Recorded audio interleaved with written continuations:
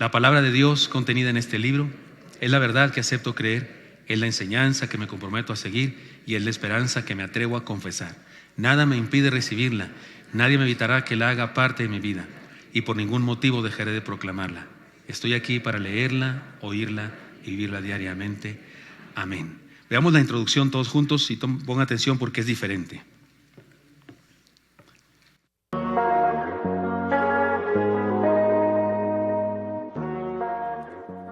El pueblo que Dios formó para bendecir a la humanidad no siempre fue fiel a su Creador y en varias ocasiones puso en riesgo el proyecto de salvación. Fue necesario que el Señor interviniera para llamarles al arrepentimiento y darles una nueva oportunidad. Antes de conquistar la tierra prometida, anduvieron 430 años en otras tierras y durante ese tiempo fueron esclavos en Egipto. Pero Dios intervino poderosamente para enderezar sus caminos.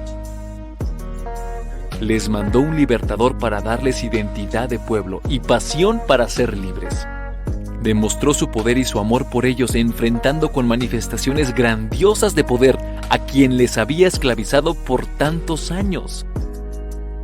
Les hizo atravesar el mar. Les dio maná del cielo y agua de la roca. Les dio victoria sobre sus enemigos en el camino. Les puso una nube que les cubría de día y una lumbrera que les guiaba de noche. Y lo más importante, les dio el regalo de su voluntad para ellos, expresada en 10 mandamientos, escritos por su propia mano en tablas de piedra. Ellos, sin embargo, en lugar de esperar su voluntad, fallaron al pretender adorarle a su manera, creando un ídolo al que pudieran ver, en lugar de adorar con fe al Dios invisible. Moisés, en un acto profético contra el pecado, quebró aquellas tablas escritas por el dedo de Dios. El pecado fue muy grave y muchos murieron a causa de ello. Moisés intercede ante Dios y muestra su amor y valor para defender al pueblo, y Dios le da una nueva oportunidad. Y Jehová dijo a Moisés: «Alízate 2 tablas de piedra como las primeras, y escribiré sobre esas tablas las palabras que estaban en las tablas primeras que quebraste». Esta es nuestra historia también. Nosotros no somos mejores que el pueblo de la historia bíblica. Dios nos ama y nos busca para darnos su amor, su gracia y su perdón. Nosotros, rebeldes y necios, nos alejamos de su plan, creyendo que tenemos el derecho de creer en Él a nuestra manera y nos inventamos un Dios al que podamos manejar. Nos creemos con el derecho de darle órdenes. Nos creemos con el poder de hacer lo que solo Él puede hacer. Pero seguimos siendo el pueblo al que Él formó y llamó para cumplir una misión. Y nos da nuevas oportunidades. Nos da el regalo de su ley que nos muestra el camino de la plenitud, la felicidad y la salvación por su gracia. Esta es su promesa. Haré maravillas que no han sido hechas en toda la tierra, ni en nación alguna, y verá todo el pueblo en medio del cual estás tú, la obra de Jehová, porque será cosa tremenda la que yo haré contigo. He aquí el regalo por el cual cumplirá esta promesa: los 10 mandamientos. Ya estudiamos los primeros 5 mandamientos. El mandamiento de la sabiduría fundamental: no tendrás dioses ajenos delante de mí. El mandamiento de la sabiduría práctica: no te harás imagen, ni ninguna semejanza de lo que esté arriba en el cielo, ni abajo en la tierra, ni en las aguas debajo de la tierra. No te inclinarás a ellas, ni las honrarás. El mandamiento de la entrega integral: no tomarás el nombre de Jehová tu Dios en vano. El mandamiento de la fe verdadera: acuérdate del día de reposo para santificarlo. El mandamiento de la vida plena: honra a tu padre y a tu madre, para que tus días se alarguen en la tierra que Jehová tu Dios te da. Ahora nos corresponde abordar el segundo de los 6 mandamientos, que tiene que ver con nuestra relación con el prójimo. Sexto mandamiento. El mandamiento de la naturaleza divina. No matarás. Aceptemos el regalo de sus mandamientos y encontremos el camino de regreso. Amén. Aquí vamos. Se hace necesario hacer este recorrido para llegar a este punto en el mandamiento que ahora tenemos delante de nosotros. El sexto mandamiento. El mandamiento de la naturaleza divina. No matarás. Es un mandamiento que se expresa muy simple, sencillamente. 2 palabras, una negación y un verbo. Y se trata de algo que debemos entender bien antes de juzgar el mandamiento como contradictorio. Lo primero que nos surge a menudo con este mandamiento, y lo hacen, le surge a los inconversos, a los que niegan la inspiración de la Biblia, o niegan a Dios y no están de acuerdo con ciertas cosas, y seguramente nos dicen siempre eso. ¿Por qué Dios prohibió matar y luego le ordenó a su pueblo que matara?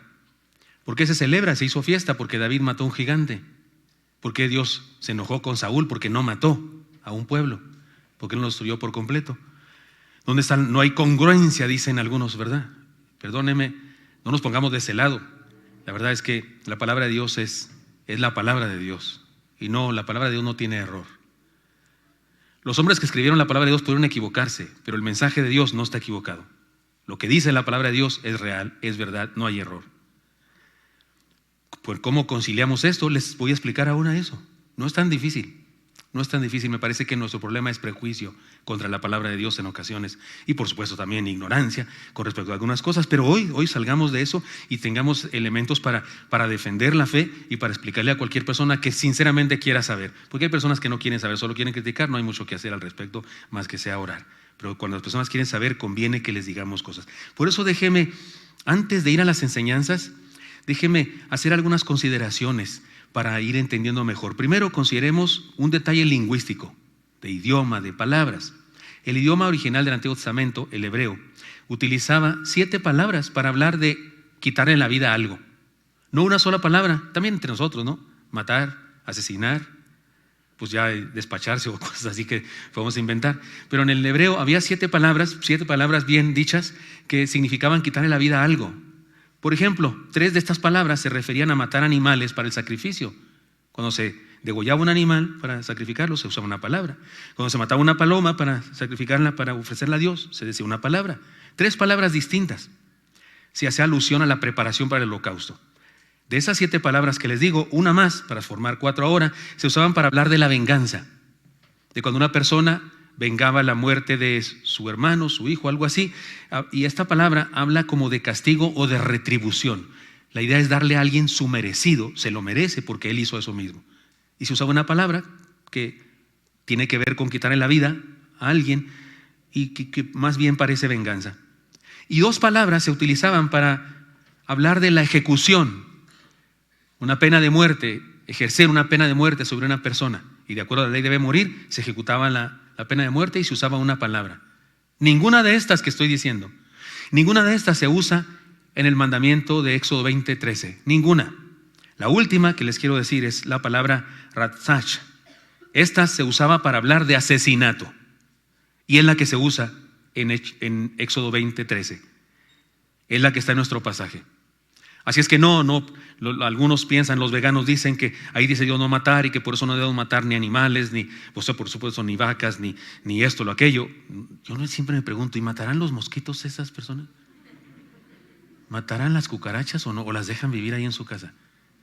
Yo estoy seguro que usted como yo no nos gusta matar mosquitos. Preferimos dormirlos y luego hacerles bzzz, no es cierto, en la mera oreja, a ver qué se siente. Eso sería como venganza, ¿no? Estoy bromeando, pero sí, en la Biblia la palabra que se usa en Éxodo 20 es una palabra que la mejor traducción sería asesinato con alevosía, premeditación y ventaja. Sería una traducción más completa si lo decimos así. Conclusión respecto a este detalle lingüístico. El sexto mandamiento consiste en la prohibición de un asesinato deliberado. No tenía que ver con un juicio, no tenía que ver con la guerra, una guerra que es justa porque defiendes tu identidad, defiendes a tu pueblo, defiendes tu familia. No tenía que ver con eso, tenía que ver con el asesinato deliberado. Consideremos ahora un detalle legislativo, cuestiones de ley, de derecho penal. En el caso de la venganza o ejecución, que hay unas palabras que se usaban para hablar de venganza o ejecución, existían leyes precisas en el pueblo de Dios que regulaban los naturales deseos entre las familias de vengarse los unos a los otros. Es decir, que existía la pena de muerte y estaba bien explicada por la palabra de Dios. Antes de leer un pasaje, déjenme explicarles algo que explico en uno de los podcasts que estoy haciendo para el programa que antes se llamaba Pregúntale al Pastor. Quiero decirles que estoy volviendo a hacer eso, estoy respondiendo preguntas, pero ahora no tomo 1 hora y media ni nada en un programa respondiendo 6 preguntas o 7, no, una pregunta por programa. Así es que el video puede durar 10 minutos o 15 minutos, dependiendo de la pregunta. Y con las preguntas que tienen que ver con el Antiguo Testamento, voy a decir varias veces esto que voy a decir. Hermanos míos, tenemos que distinguir, tenemos que entender que la palabra de Dios es su revelación a los humanos. Nos habló en lenguaje humano, no en un lenguaje divino, no lo hubiéramos entendido. Y nos habló para decirnos cosas respecto a nuestra cultura, respecto a las cosas que hacemos. Por eso cuando leemos la Biblia debemos distinguir lo que la Biblia nos está narrando que hacían los seres humanos, y debemos distinguirlo de cuando Dios nos habla y nos dice lo que debemos hacer. Por ejemplo, hay gente que se queja y dice: ¿cómo es posible que en la Biblia aparezca que las hijas de Lot emborracharon a su papá y tuvieron relaciones sexuales con él para tener hijos? ¿Cómo puede aparecer eso? Yo digo, pues, ¿qué querías? ¿Que la Biblia te dijera mentiras o qué? Y que te dijera, no, pues se embarazaron por obra y gracia del Espíritu Santo. La Biblia nos cuenta la historia de la raza humana y la intervención de Dios. ¿Y por qué nos dice la Biblia que hicieron esto las hijas de Lot con Lot? Porque eso hicieron. ¿Qué quieres que diga? Si eso fue lo que hicieron. ¿Y por qué no lo dice? Para enseñarnos lo necio que somos, lo perversos que somos los seres humanos de todas las eras.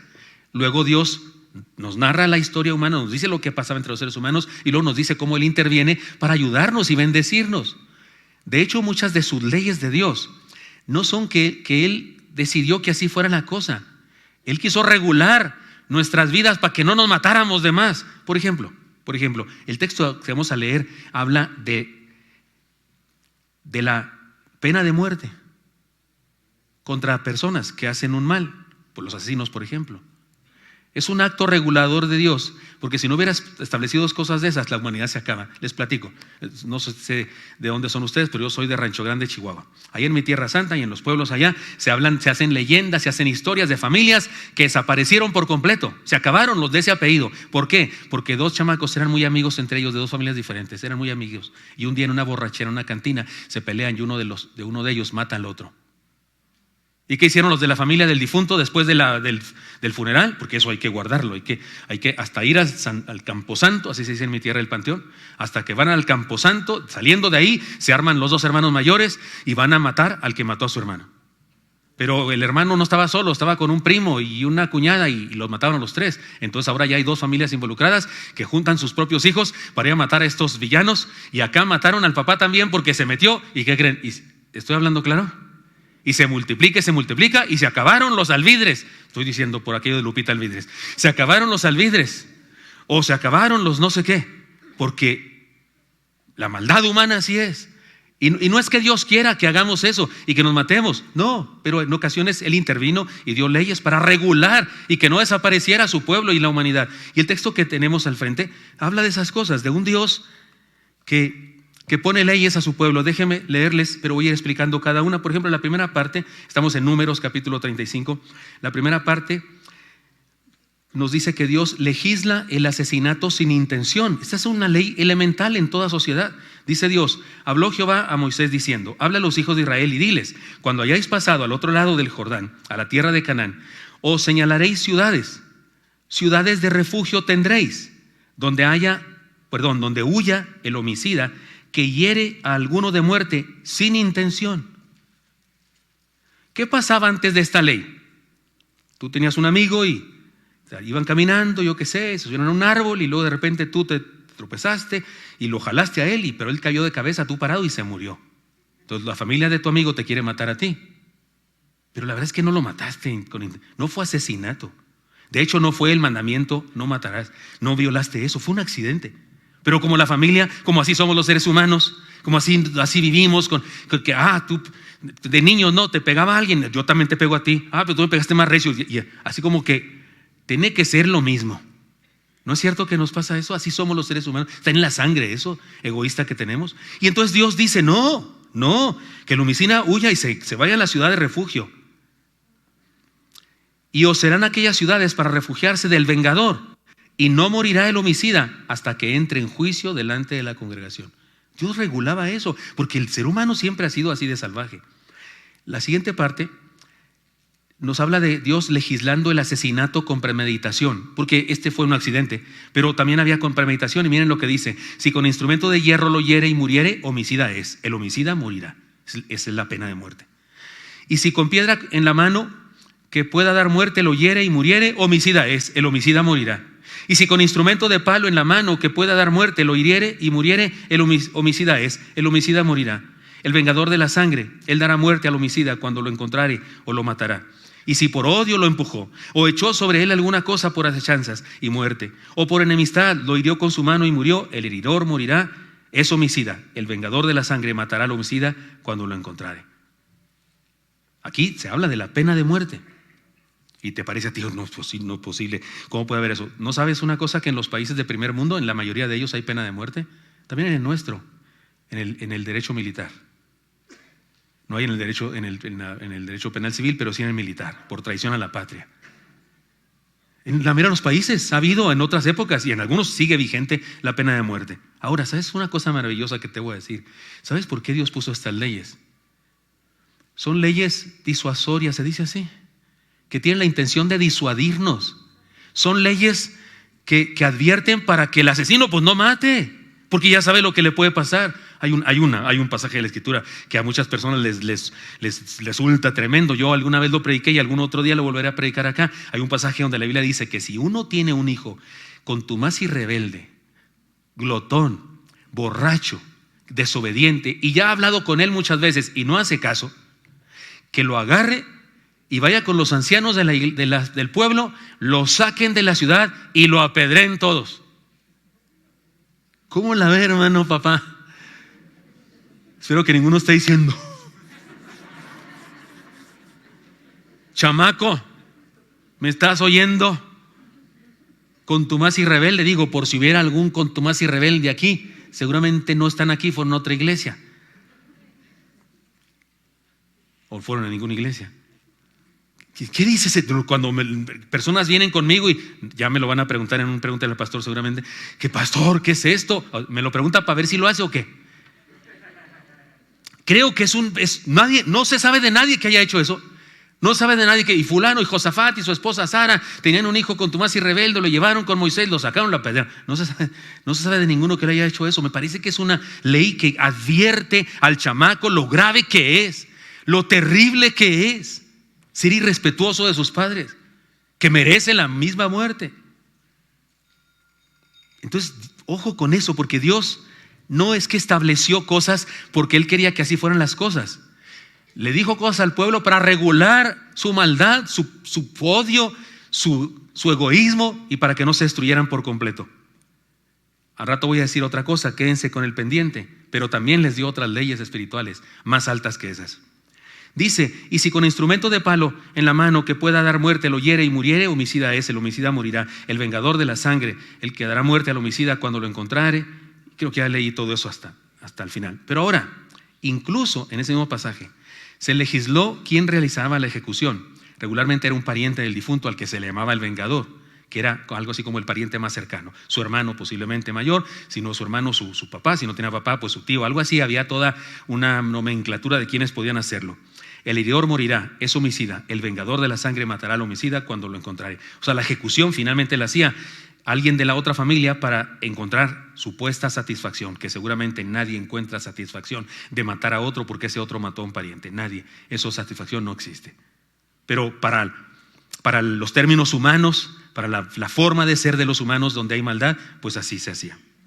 También se establece el derecho a juicio, especialmente para la muerte accidental. O sea, en otras culturas ni juicio se hacía, se mataban unas familias a otras y era un odio, y por eso digo que en mi rancho hasta desaparecieron apellidos. Pero Dios, mire cómo les dijo: mas si casualmente lo empujó sin enemistades, o echó sobre él cualquier instrumento sin acechanza, o bien sin verlo hizo caer sobre él alguna piedra que pudo matarlo y muriere, y él no era su enemigo, ni procuraba su mal, entonces la congregación juzgará entre el que causó la muerte y el vengador de la sangre conforme a estas leyes. O sea, el vengador podría decirle al pueblo: ese mató a mi hermano. Y traían al individuo ese y se hacía un juicio. Y el pueblo lo juzgaba. O sea, había una reglamentación que Dios hizo. ¿Por qué? Porque Dios así quisiera que vivieran con venganza y con... No, sino porque así es la raza humana y Dios interviene para ayudar a no destruirnos. Sigue diciendo más: se legisla también cuando se aplica la ley de la venganza y cuando no. Y la congregación librará al homicida de mano del vengador de la sangre, y la congregación lo hará volver a la ciudad de refugio en la cual se había refugiado. O sea, cuando alguien mataba a alguien por accidente, se iba a esa ciudad de refugio para que no lo pudieran matar, porque el vengador no podía matarlo ahí. Era algo así como una especie de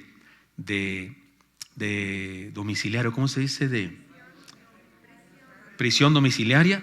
Podías salir si querías, pero si salías te mataban, si andaba por ahí el vengador. Entonces debías ahí refugiarte. ¿Qué?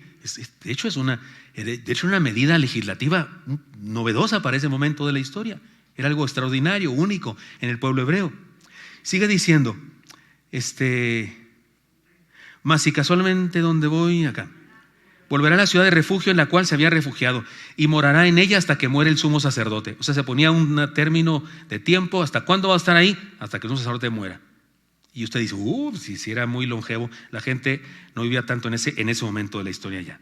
El cual fue ungido con el aceite santo. Mas si el homicida saliere fuera de los límites de la ciudad de refugio en el cual se refugió, y el vengador de la sangre le hallare fuera del límite de la ciudad de su refugio, y el vengador de la sangre matar al homicida, no se le culpará por ello, pues en su ciudad de refugio deberá aquel habitar hasta que muere el sumo sacerdote, y después que haya muerto el sumo sacerdote, el homicida volverá a la tierra de su posesión.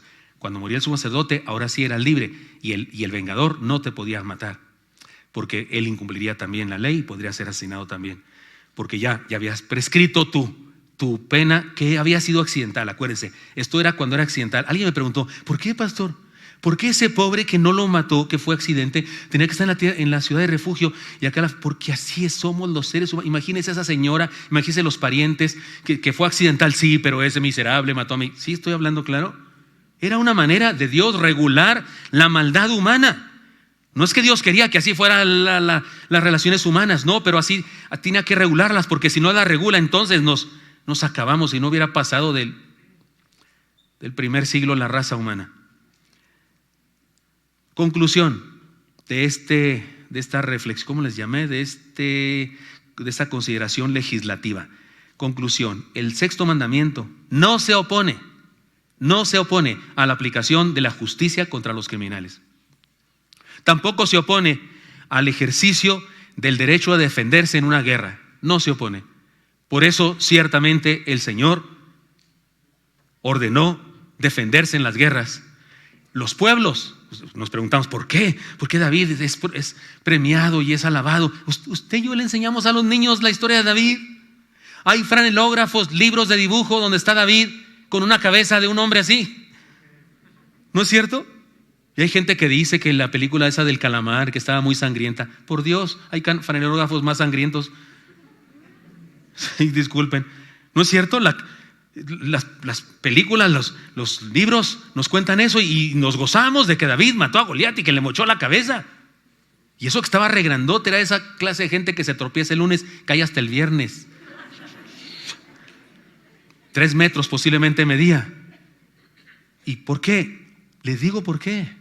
Porque los filisteos son un pueblo idólatra, poseído por el mal, y está siendo usado por el demonio mismo y sus demonios para destruir al pueblo hebreo, porque destruir al pueblo hebreo significaba destruir el plan de Dios para la salvación.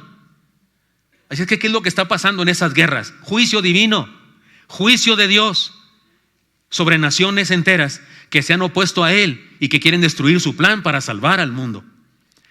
Y si usted dice, ¿y qué de los niños que murieron? ¿Qué suerte tuvieron? Porque no crecieron y no se convirtieron en idólatras como sus padres, murieron pequeños y fueron al cielo. Digo, por si alguien quiere pensar, irse más lejos y pensar y no sé qué, y luego llamamos a Dios injusto y llamamos a... No es así. Usted y yo vemos solamente una parte del cuadro. Dios ve el cuadro completo, ve a la humanidad entera y Él ama a todo ser humano.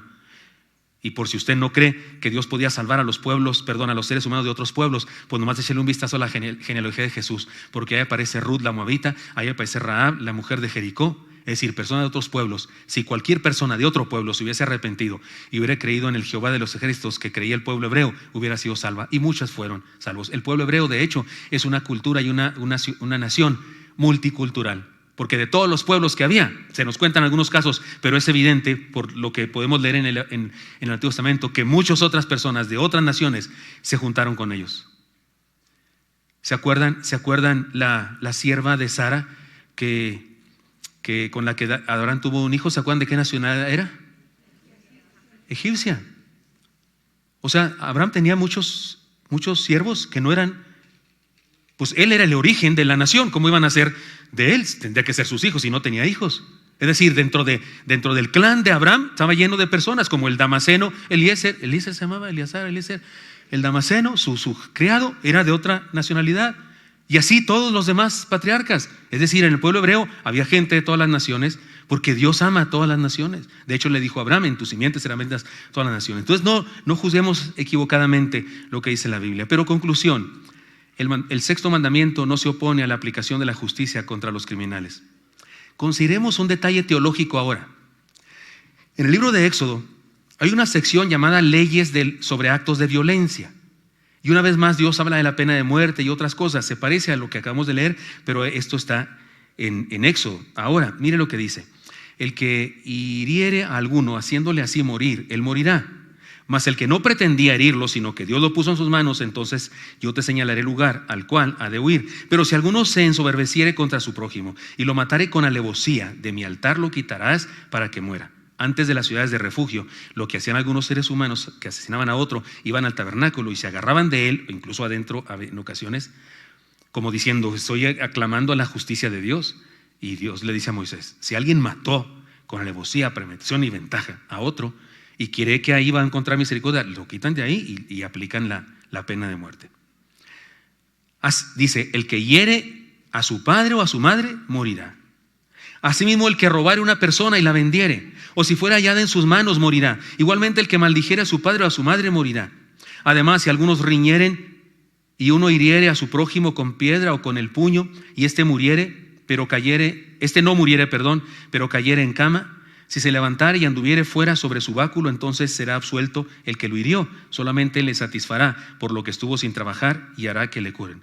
¿Podemos notar las cosas sociales normales de justicia?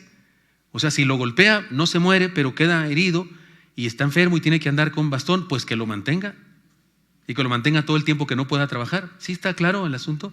Está Dios haciendo leyes. ¿Por qué? Porque hay maldad en el pueblo, porque hay maldad y tiene que regularse eso. Y aquí viene otro texto que me parece que a algunas personas les preocupa mucho, porque no se entiende bien, si no conocemos la cultura hebrea y su idioma. Pero dice: y si alguno hiriere a su siervo, a su esclavo o a su sierva con palo y muriere bajo su mano, este será castigado. Quiero decirles que en la cultura grecorromana, con los griegos y con los romanos, tú podías matar a tu esclavo, no había problema, era tu propiedad. Nadie te hacía nada si matabas a tu esclavo, nada. El pueblo hebreo era diferente. Si maltratas a tu criado y muere, debe ser castigado. Y luego dice más: si sobreviviere por un día o dos, no será castigado, porque es de su propiedad. Y algunos dicen: qué feo, o sea, hay que darle una porriza y nomás con que dure 3 días sin morirse, ya me salvé. No, la expresión hebrea debería traducirse así: mas si después de 2 días si sobreviviere para siempre. Es lo que dice aquí. Los eruditos en hebreo dicen que lo que significa aquí es si sobrevive, en términos claros. Es una expresión: si sobrevive. Si no se muere, si sobrevive. O sea que si se moría, sí debía ser castigado. ¿Sí me expliqué? No porque solamente vivía 2 días, no, solo si sobrevivía. Para adelante, no 2 días solamente, es una expresión. Y este otro tiene también un problema de ese tipo. Dice: y si algunos riñeren e hirieren a mujer embarazada y ésta abortare, así dice la versión 60, yo digo que debe decir: si naciere prematuramente el niño.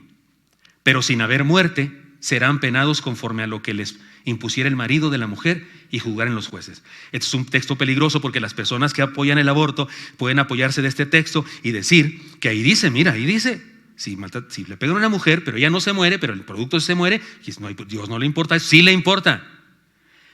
Debo decirles que batallé mucho para entender este texto, y la solución final fue que, no sé si saben ustedes, pero el Antiguo Testamento, todo el Antiguo Testamento, hace muchos años, antes que el Señor Jesucristo viniera a la tierra, el Antiguo Testamento se tradujo al griego, porque las nuevas generaciones de hebreos ya ni hablaban hebreo, hablaban griego, porque habían sido conquistados por el imperio griego. Y resulta que se tradujo el Antiguo Testamento al griego, y eso es un documento muy importante porque uno puede entender cosas. Yo sé más griego que hebreo, y entonces fui a la Septuaginta a leer ese pasaje, y la Septuaginta utiliza una palabra que se parece mucho a nuestra palabra prematuro. Es una palabra griega, ustedes saben que el español viene del griego en mucho, y la palabra habla de prematuro. La traducción correcta de este versículo es esta: si dos riñeren y le golpearan el vientre, porque habla de vientre en el texto, a una mujer embarazada, y ésta diere a luz prematuramente, pero sin haber muerte, serán penados conforme a lo que les impusiera el marido de la mujer y juzgaren los jueces. Es decir, no habla de que si se muere el producto no importa. No, aquí habla de que si nace sin morir, o sea, nace prematuramente. Ojo con eso. Todas estas son cosas. ¿Por qué les digo todo esto y leo estos pasajes? Porque tienen que ver con esto, con la muerte, con asesinar, con morir, para que usted y yo no andemos con la idea de que es incongruente y por qué Dios dice que no mates y luego después dice que sí. No, dice cosas diferentes Dios. Está hablando del respeto deliberado a la vida, y está hablando del irrespeto deliberado a la imagen de Dios en la vida de los seres humanos, como veremos más adelante.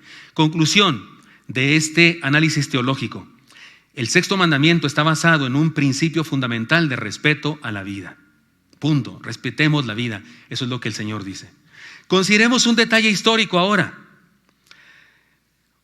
Lean conmigo Éxodo 21, 23 y 25, por favor. ¿Lo tienen? Dice: mas si hubiere muerte, entonces pagarás vida por vida, ojo por ojo, diente por diente, mano por mano, pie por pie, quemadura por quemadura, herida por herida, golpe por golpe.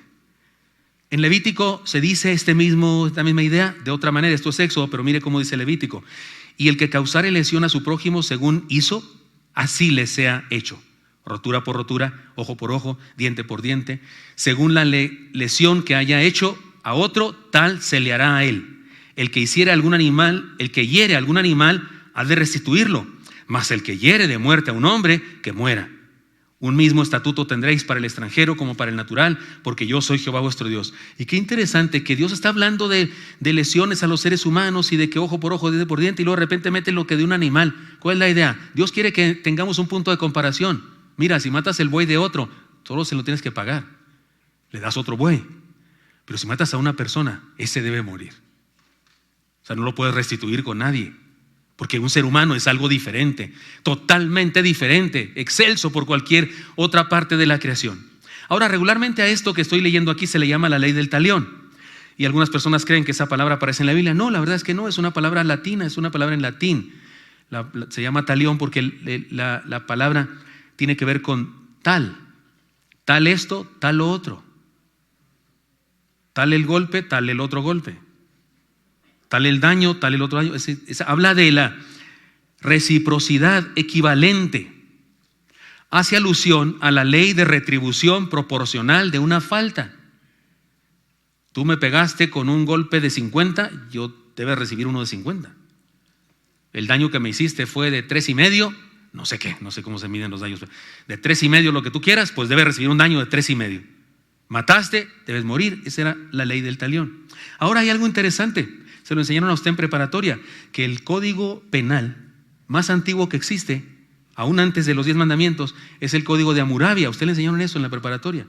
El rey Hammurabi, 1760 antes de Cristo, rey de Babilonia que dominó toda Mesopotamia. Parece que bajo su dirección, o él mismo escribió, se dice código de Hammurabi porque era el rey, pero posiblemente fueron sus legisladores los que hicieron eso. Hicieron un código que dice estas cosas, usa la ley de la retribución. Y algunas personas se espantan por eso. Pastor, no es posible, allí en la Biblia aparece lo del código de Hammurabi. ¡Oh! ¿De veras? ¿Qué hacemos? ¿Nos espantamos juntos o qué? ¿Cuál es el problema? Si es lo que estamos diciendo, que Dios está dirigiendo a una nación, está diciéndoles. Ahora hay algo interesante. Dios dice cosas mejores que el Código de Hammurabi, como lo vamos a ver más al rato.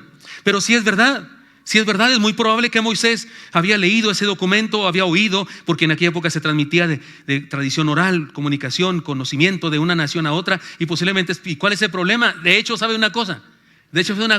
Eso de la ley del talión y el Código de Hammurabi está metido en nuestros tuétanos.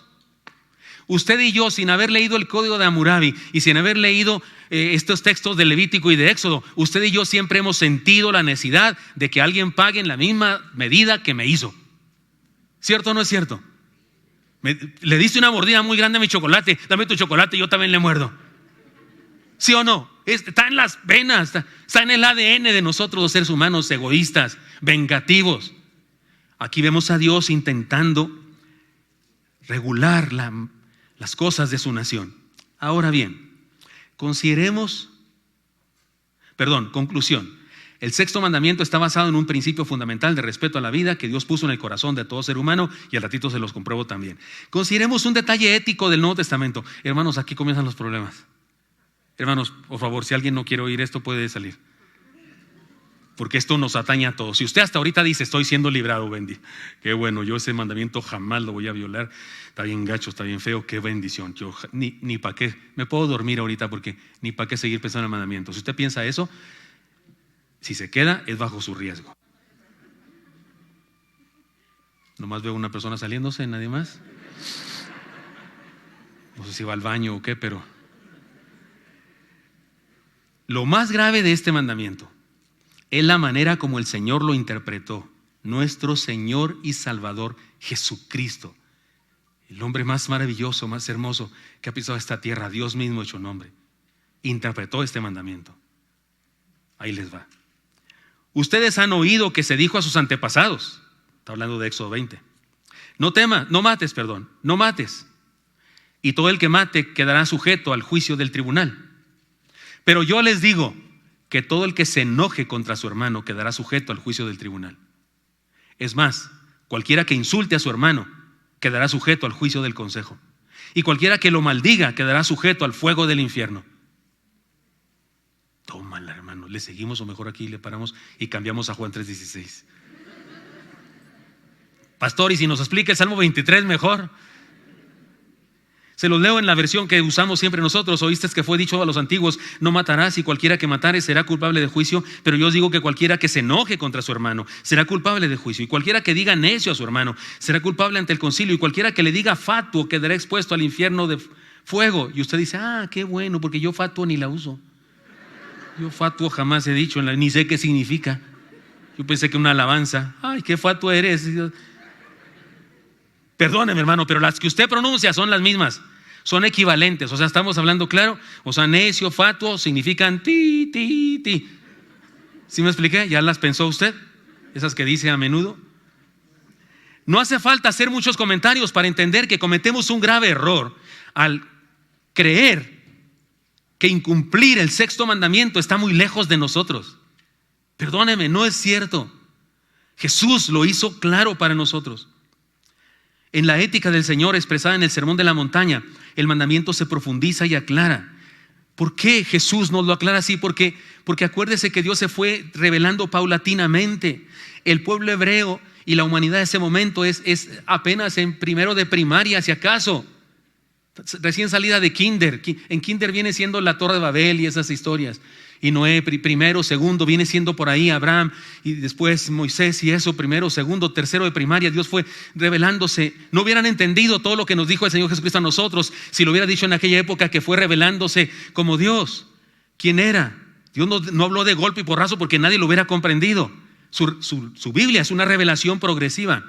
La máxima revelación precisamente es Jesucristo, su encarnación. Y usted y yo estamos después de eso. Usted y yo sí tenemos la obligación, el derecho también, el gozo de entender bien lo que quiso decir. Aquellos con que no maten, con que no asesinen, con que entiendan eso, háganlo. Con que sigan esas leyes, háganlo. Pero a nosotros nos dice más que a ellos. Y cuando Jesús habla, entonces nos dice no solamente el mandamiento, sino la intención del mandamiento, el origen del mandamiento. Y también nos habla del origen de la falta y lo grave de la falta. Por eso Jesús lo hace más intenso, más profundo. En la ética del Señor expresada en el Sermón de la Montaña, el mandamiento se profundiza y se aclara. Podríamos decirlo de esta manera: no tenemos el derecho de juzgar a otros seres humanos, ni de hacer violencia física o verbal contra el prójimo. Conclusión de esta reflexión de este tema, le llamé a esto ética del Nuevo Testamento.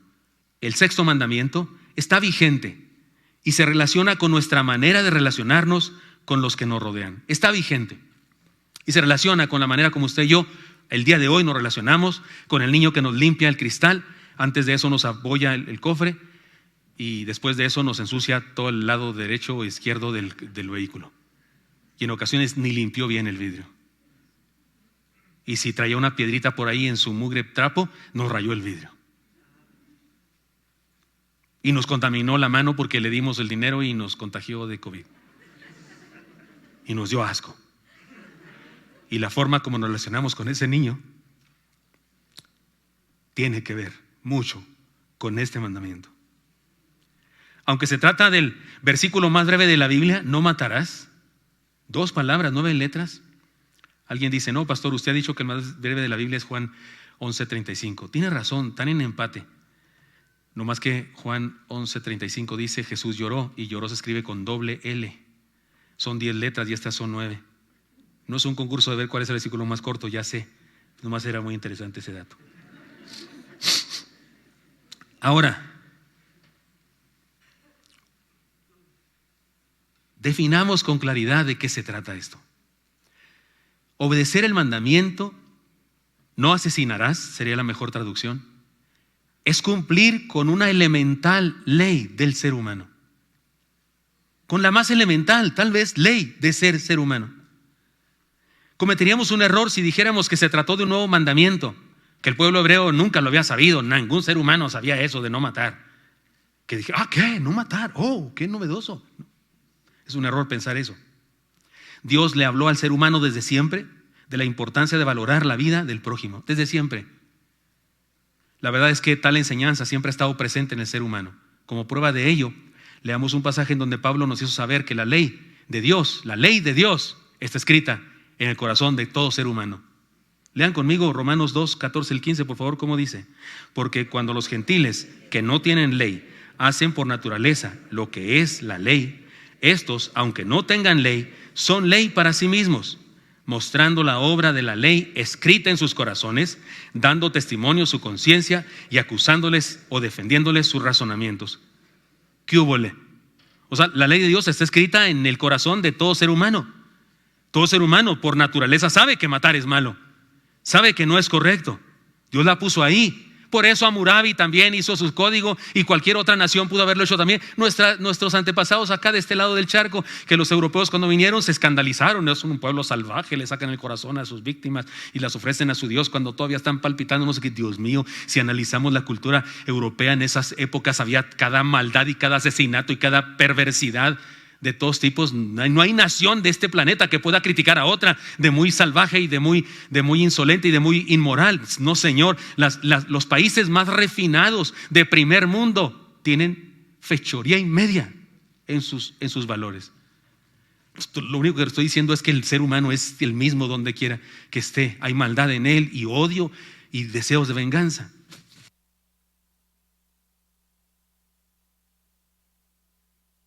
Pero Dios escribió su ley en nosotros. No siempre lo entendemos.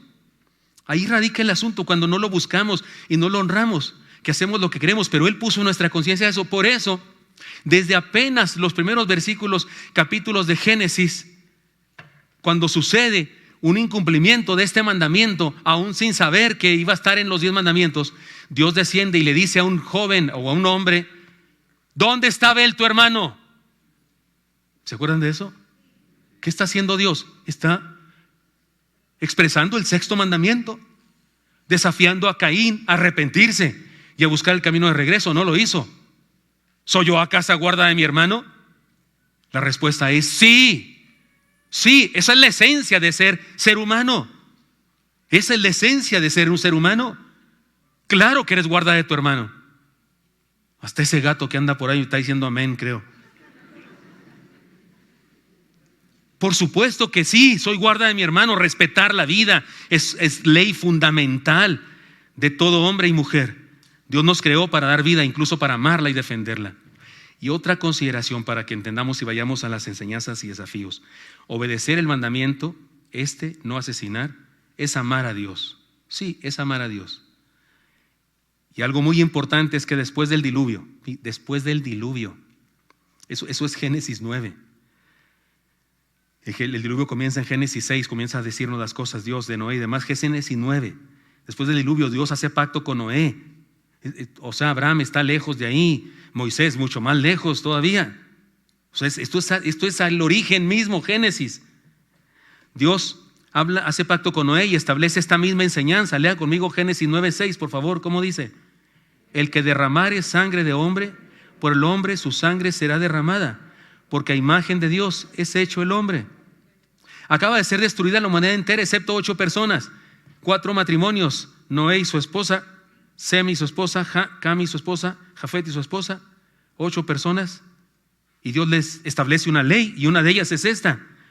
Leyes, y una de ellas es esta: el que derrame sangre de hombre, por el hombre su sangre será derramada, porque a imagen de Dios es hecho. Y con Noé no solamente Dios le dice el mandamiento, el 6º mandamiento, que después estaría en el decálogo, sino que incluso aquí le dice la razón de que sea tan grande. ¿La leen conmigo, por favor, la razón? Porque a imagen de Dios es hecho el hombre. Hermanos míos, esto, y no piense solamente en el 6º mandamiento, no piense solamente en términos de hacer que una persona deje de respirar porque hice violencia contra ella. Piensa en términos de Jesús, que habla de la intención del corazón, de un sentimiento pecaminoso, habla de una palabra de maldición. Pensemos en esos términos. Esto convierte al pecado del asesinato, en cualquier sentido, en un atentado contra la imagen de Dios. Se trata de un acto de rebeldía al Creador. Obedecerlo, este mandamiento, no asesinar en ningún sentido, es reconocer a Dios como Creador y honrarlo al valorar la vida. Porque ¿quién soy yo para quitar la vida a alguien? ¿Y quién soy yo para insultar a alguien, para hacerlo sentir mal, para decirle groserías, maldiciones, que le dañen su personalidad, que le causen dolor, tristeza, traumas o lo que usted quiera? Reflexionemos entonces en las siguientes enseñanzas. He seguido un camino, yo sé, muy diferente de otros sermones, muchos pasajes bíblicos, mucho estudio, muchos argumentos de diferentes tipos. Les dije lingüísticos, les dije legislativos, hablé de situaciones teológicas, situaciones éticas del Nuevo Testamento, para guiarnos y poner el panorama de lo que se trata esto. Y ahora vamos a algunas enseñanzas. Hermanos míos, quebrantamos este mandamiento cuando nos atribuimos el derecho exclusivo de Dios de decidir sobre la vida de un ser humano.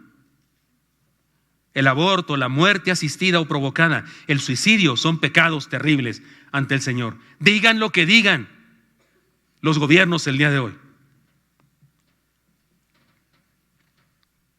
Quebrantamos estos mandamientos cuando nos atribuimos el derecho. ¿Quién soy yo? ¿Quién soy yo para decidir? Ni la mujer embarazada, ¿quién es para decidir si esa vida que hay en su vientre debe vivir o no vivir? No, no es cierto, no es un órgano de su cuerpo, discúlpeme. Y dígaselo a cualquiera que piensa diferente. No, no es cierto. Sus órganos no se convierten en nada después de 9 meses. El riñón sigue siendo un riñón después de 9 meses. Si acaso se debilita y se descompone. El apéndice no se convierte en nada, si acaso se inflama y causa daño. Pero ese supuesto apéndice que usted trae adentro, no sigue siendo lo mismo.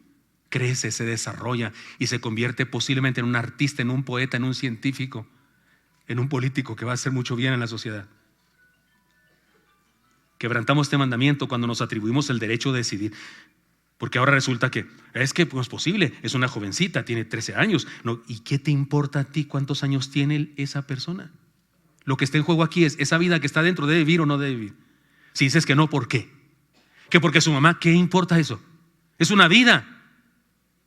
¿Acaso matamos a todas las personas cuyos padres no son solventes, cuyos padres no son responsables? ¿Los matamos a todos? ¿Que porque tienen enfermedades? ¿Acaso matamos a todos los enfermos que ya nacieron? ¿Que porque fue producto de una violación? Y que maten al violador si quieren. ¿Pero por qué matar al que no hizo nada? Al que es inocente absolutamente y por cierto no puede defenderse. Está probado científicamente que es una vida, que es una persona, tiene un ADN diferente, se le desarrolla un corazón autónomo de su madre y un cerebro también. Que nadie venga a decirnos que se trata de un apéndice, de un órgano del cuerpo que es derecho y soberanía de la mujer. Eso es mentira. Se llama crimen, asesinato.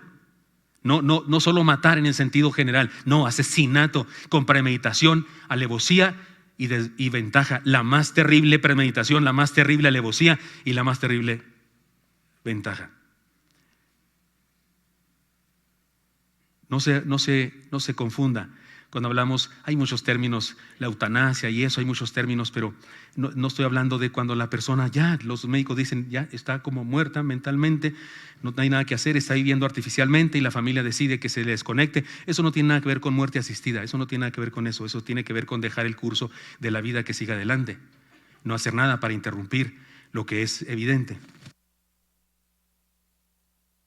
La muerte asistida se refiere, o la muerte provocada, a hacer algo para que esa persona muera ya, porque pensamos que no debe seguir sufriendo. Oremos a Dios. Dios es misericordioso. Me ha tocado muchas veces orar por personas que ya se quieren morir, incluyendo mi madre. Y porque ellos piden eso, pues oremos a Dios y Dios sabrá cuándo. Si no se la quiere llevar, si no quiere llevarlo todavía, le da unos días. Algo quiere, tal vez. Tal vez algo quiere que haga, que diga, que escuche. Pero ¿por qué decido yo?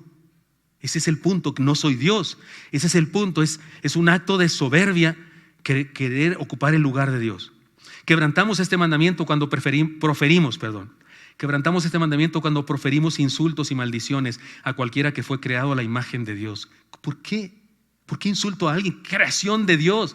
Por favor, es creación de Dios. Dios lo hizo y puso su imagen en él. ¿Con qué ínfulas? Yo le digo insultos.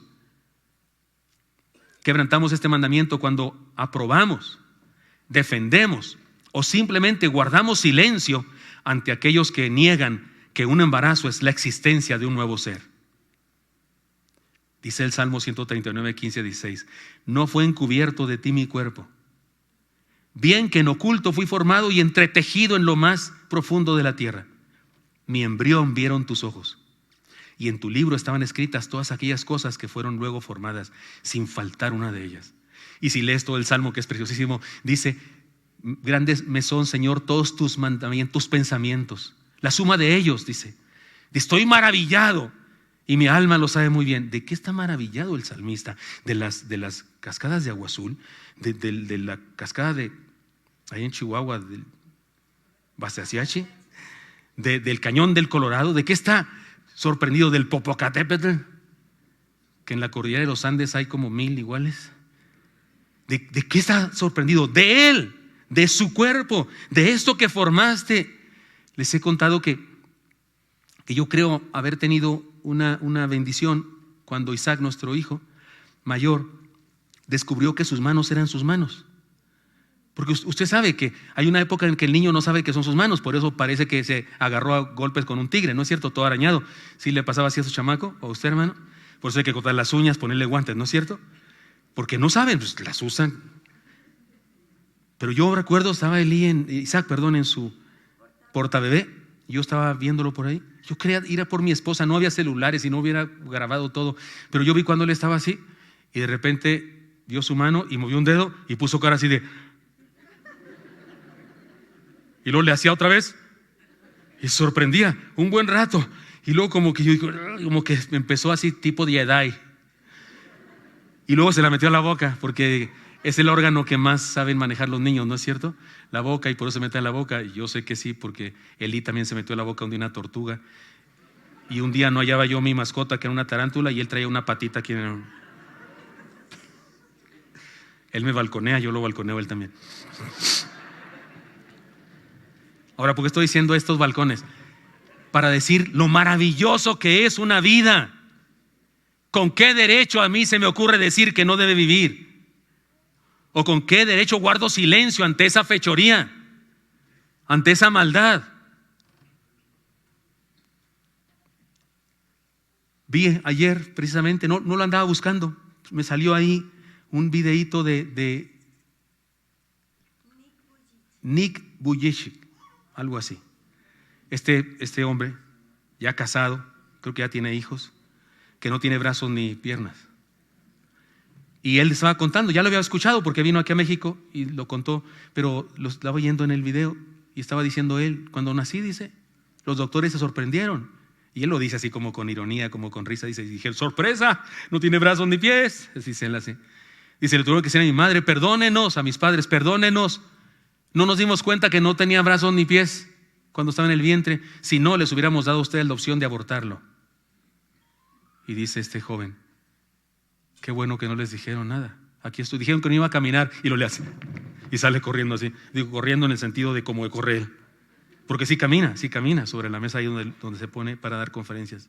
¿Quién soy yo para decir que porque está enfermo, que porque las malformaciones, que porque fue de un aborto? Y yo a los que me discuten eso les digo, si tú estás en el vientre de tu madre, no sabes nada. No sabes si es adolescente, no sabes si es grande de edad, no sabes si es pobre, no sabes si fue abusada, no sabes nada. Tú estás en el vientre, en una situación perfecta. Esta palabra del Salmo que dice en lo más profundo de la tierra, no está hablando del fondo de la tierra, está hablando en lo más escondido del planeta, en el lugar privilegiado más hermoso del planeta. Eso es lo que significa esto, en lo más profundo de la tierra.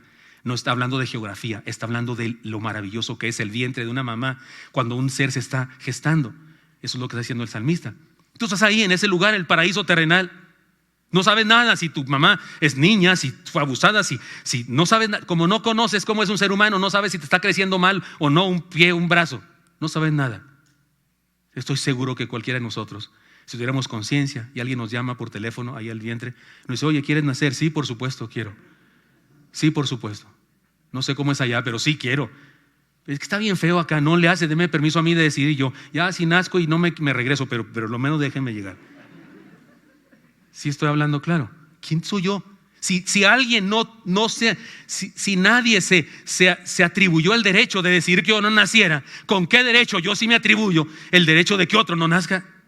Por Dios, ¿cómo crees que eso puede ser correcto? Lo digo con algo de molestia porque conozco cristianos que le hacen caso a las ideologías. Estas acciones constituyen la forma de idolatría más grande y nefasta, combinada con orgullo y arrogancia. Y por favor, díganselo al primo de un amigo, a la prima de una amiga, que el hecho de que alguna vez te hayas visto en la necesidad de hacer eso y haberlo hecho, y que ahora defiendas ese punto, no quita el pecado,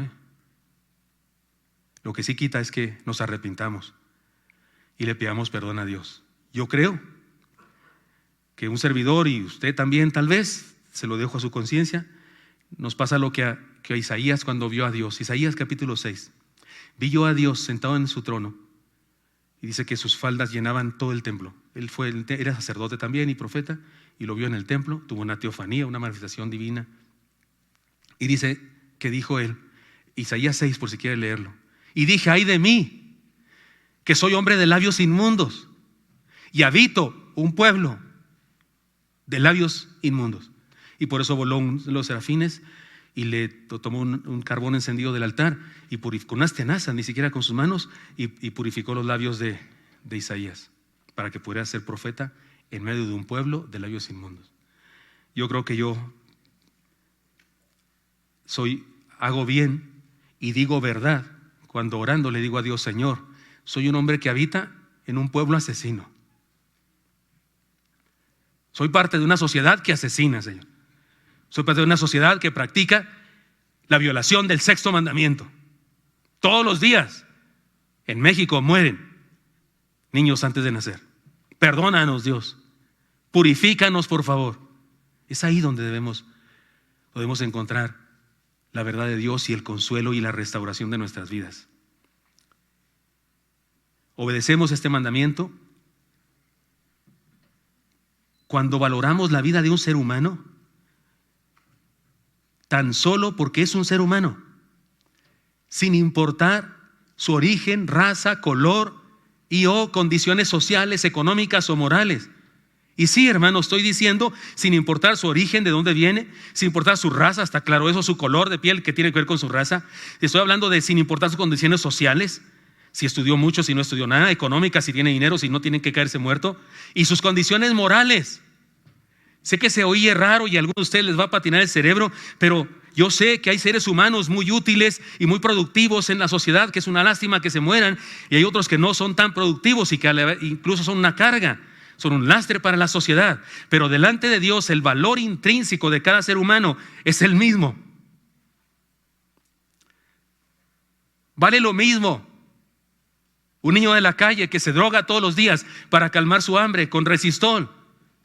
Vale lo mismo que Franklin Graham, que estará predicando dentro de un rato en un auditorio muy grande. Sí, uno de ellos es más productivo y genera evangelización, sí es cierto. Y ese otro niño es una carga para la sociedad. Pero ante Dios tienen el mismo valor y los ama exactamente igual.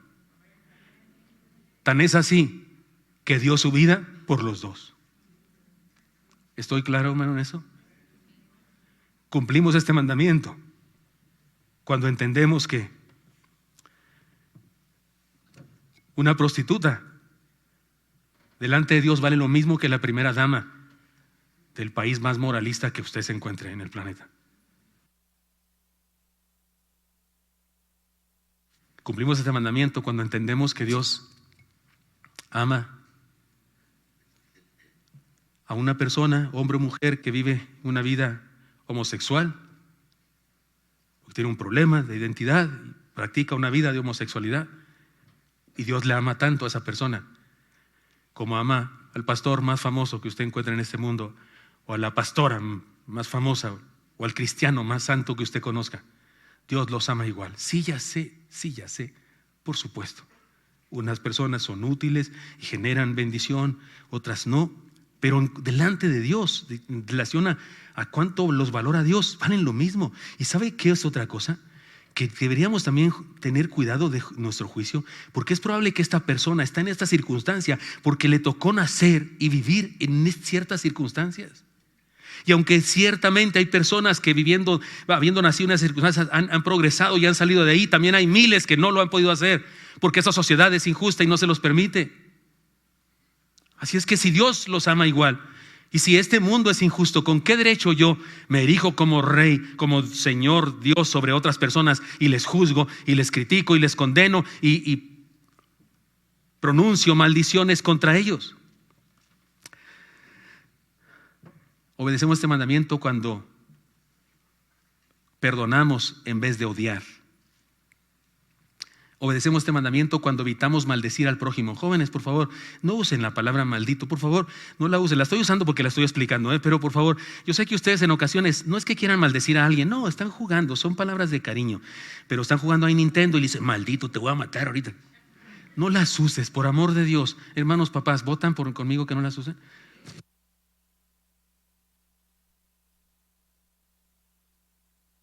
Perdón, entre la alergia y la emoción.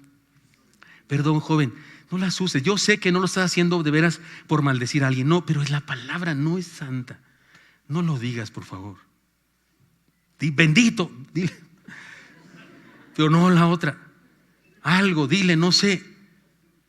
O no sé, te voy a ganar o algo. Dile, sí, amenázalo de que vas a ganar o lo que sea, pero no maldigas. Y por supuesto las palabrotas, esas otras sapos y culebras que salen por nuestra boca, por favor. Y dije en primera persona para que no crean que soy un santo y que yo jamás mis labios han pronunciado cosa. ¿Por qué? Si es creación de Dios, cumplimos este mandamiento cuando evitamos maldecir al prójimo. Obedecemos este mandamiento cuando nos negamos a ejercer nuestro derecho contra otro y preferimos el perdón. Ya dijimos, Dios intervino en la sociedad judía para regular, que no se mataran, que no se acabaran, para regular ciertas cosas. Pero ¿qué creen? Dios siempre nos dio una opción superior a todo eso, siempre. De hecho, el Señor Jesucristo vino e hizo el mandamiento no matarás más profundo, más serio, pero también nos hizo entender otra opción. Miren lo que dice mismo Antiguo Testamento.